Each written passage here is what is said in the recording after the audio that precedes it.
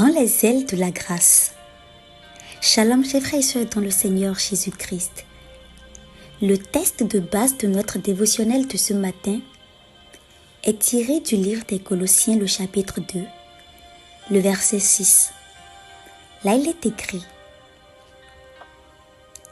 de la même manière que vous avez vu Jésus, notre Seigneur et Sauveur par la foi, continuez votre marche ou votre chemin de foi en progressant davantage dans votre union avec lui.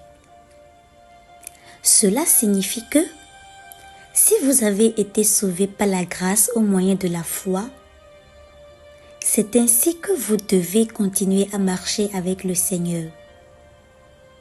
Pourtant, c'est une erreur courante pour les personnes qui viennent au Seigneur, telles que je suis, sans aucune requête, de retomber dans l'illusion qu'elles doivent être suffisamment saintes pour que le Seigneur réponde à leurs prières. Cela n'est pas cohérent. Et c'est ce que Paul pointait ici. Nous accordons souvent notre grâce aux ivrognes ou aux prostituées qui ne sont pas nés de nouveau. Nous leur parlons de l'amour de Dieu et de la façon dont il veut les aider.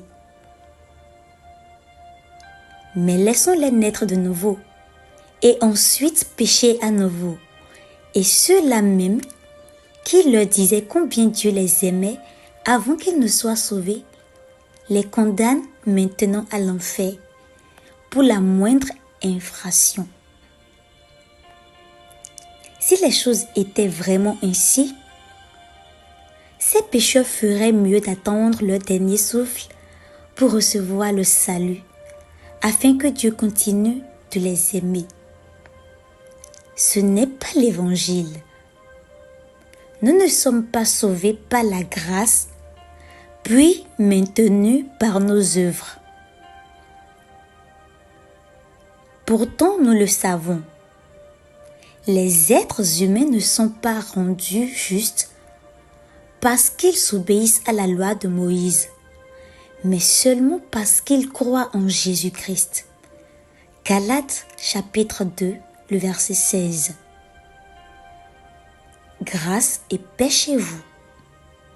Shalom.